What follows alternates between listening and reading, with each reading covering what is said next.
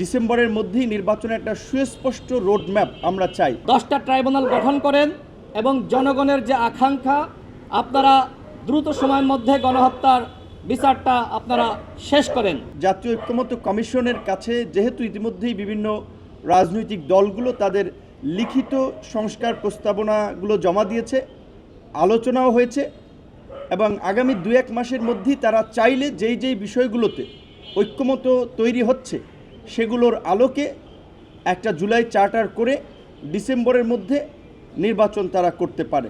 সেক্ষেত্রে এই জুলাই চার্টার 2-1 মাসের মধ্যে ঐক্যমতের ভিত্তিতে প্রণীত করে ডিসেম্বরের মধ্যেই নির্বাচনের একটা সুস্পষ্ট রোডম্যাপ আমরা চাই। একটা অস্পষ্ট ঘোষণা ডিসেম্বর টু জুন, এটা আসলে একটা সরকারের পক্ষ থেকে এ ধরনের অস্পষ্ট ঘোষণা থাকা রাজনীতির মাঠে একটা সন্দেহ, সংশয় বা জটিলতা তৈরি করবে। সেক্ষেত্রে আমাদের পরিষ্কার দাবি, যেটা আমরা ইতিমধ্যেই বিএনপি সহ অন্যান্য রাজনৈতিক দলও আলাপ আলোচনা করে পরিষ্কারই বলেছি, ডিসেম্বরের মধ্যেই নির্বাচন হতে হবে। বিজয়ের মাসে আমরা বাংলাদেশের গণতন্ত্রের একটা নতুন বিজয় উদযাপন করতে চাই।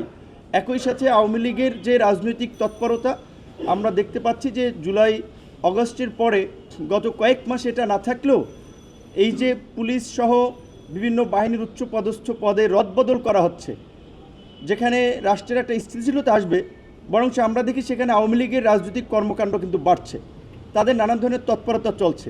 এটা সরকারের দুর্বলতার কারণে হচ্ছে।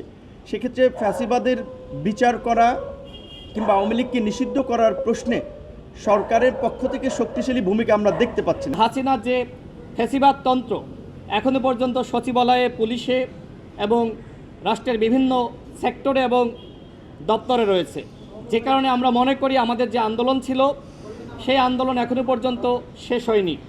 আপনারা সকলে জানেন বিএনপি, গণ অধিকার পরিষদ সহ আমরা ৬২টি দল মিলে একসাথে আন্দোলন করেছি এবং আমাদের একটি রাষ্ট্র সংস্কারের দফা রয়েছে ৩১ দফা। বিএনপি, গণ অধিকার পরিষদ সহ যারা যুগপৎ আন্দোলন করেছি তারা কিন্তু সেই হাসিনা ক্ষমতায় থাকা অবস্থায় আমরা রাষ্ট্র সংস্কারের কথা বলেছি। আমরা এই মুহূর্তে মনে করি রাষ্ট্র সংস্কার ঐক্যমতের ভিত্তিতে হতে হবে এবং একই সাথে গণহত্যার বিচার দ্রুত সময়ের মধ্যে শুরু করতে হবে। একটি ট্রাইব্যুনাল গঠিত হয়েছে, এই একটি ট্রাইব্যুনালের মাধ্যমে দ্রুত সময়ের মধ্যে বিচার করা সম্ভবপর নয়। সরকারের পক্ষ থেকে বলা হয়েছে তারা যদি সময় পায় ডিসেম্বরের মধ্যে তারা গণহত্যার বিচার কাজ শেষ করবে, কিন্তু আমরা মনে করি একটা ট্রাইব্যুনালের মাধ্যমে এত অল্প সময়ের মধ্যে বিচার করা সম্ভবপর নয়। যে কারণে সরকারের প্রতি আহ্বান রাখছি যে আপনারা ন্যূনতম 10টা ট্রাইব্যুনাল গঠন করেন এবং জনগণের যে আকাঙ্ক্ষা আপনারা দ্রুত সময়ের মধ্যে গণহত্যার বিচারটা আপনারা শেষ করেন।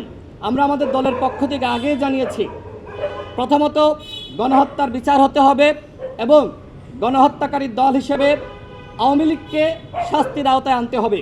সেক্ষেত্রে গণ অধিকার পরিষদ দলীয়ভাবে প্রস্তাবনা দিয়েছে আওয়ামী লীগকে অবশ্যই নিষিদ্ধ করতে হবে।